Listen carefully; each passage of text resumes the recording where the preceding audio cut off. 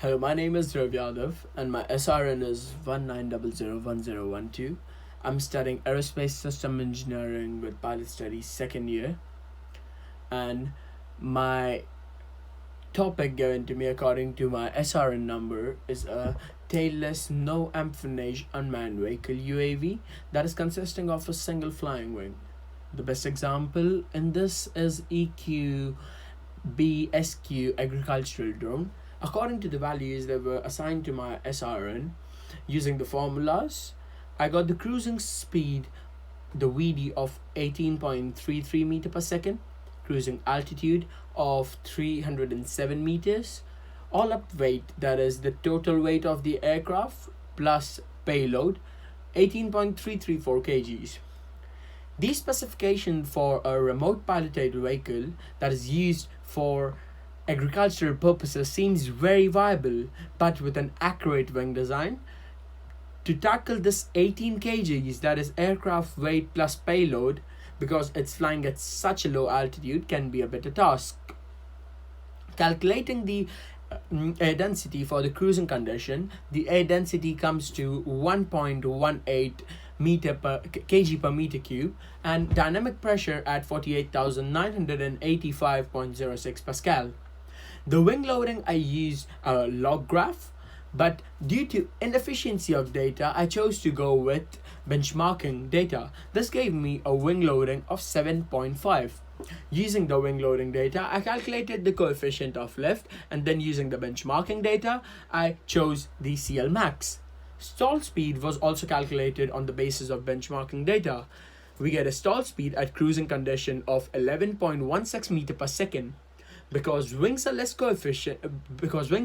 efficient compared to infinitely thin aerofoils, the coefficient of lifts need to be increased in contrast to the inefficiency. To find the aspect ratio of the wing, we need to use benchmarking data. We got AR of 7.8, and by using the AR to adjust the CL, we get the CL of 0.465 and the CL max of 1.2564. To decide what aerofoil to choose here as the baseline aerofoil, I went through the NACA directory, which was pre-provided in our design activity, and I decided to go with Series 4. Reason being I decided to go with Series 4 was, number one, it has good stall characteristics, and number two, small center of pressure movement across large speed, which is really helpful here because it provides extra stability in this case. Before starting to analyze this wing or this aerofoil in the XFLR files, I need to find the Reynolds number and the Mach number. To find the Reynolds number and Mach number, I need to find characteristic length and dynamic viscosity. Using the aspect ratio and wing loading, I can find the planform area, and therefore the aspect ratio, wingspan and chord can be found. Further evaluation got me chord of 0.484 meters, wingspan of 3.778 meters, and the planform area of 1.83 meters square. To achieve a closer estimate for designing the right wing for the specification of the following, a baseline aerofoil was chosen. The baseline aerofoil was NACA 3211, and to improve the aerofoil design and the wing design in general, we'll need to reduce the CL to make it closer to the calculation values so that the wing fits to the description of the aircraft.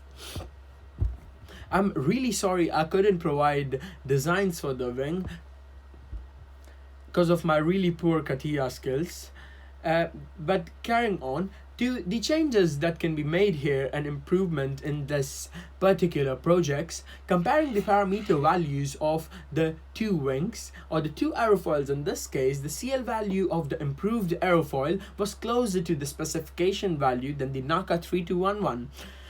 Here, this results in lower drag experienced by the aircraft, which increases the overall efficiency and less power required. This can be an actual trade-off in the payload weight and the weight of fuel. Another, as flying wings are inherently unstable, which can be seen in history as B-2 bomber, a lower pitch moment would result more stability of the aircraft. The pitching moment for Test 3 aerofoil is closer to 0, makes the airfoil more stable. which is actually helpful in this case, because if the aircraft is more stable flying at such low altitude, it will be a perfect clockwork flight. Thank you so much. This was my presentation. Thank you. Hope you had a nice day.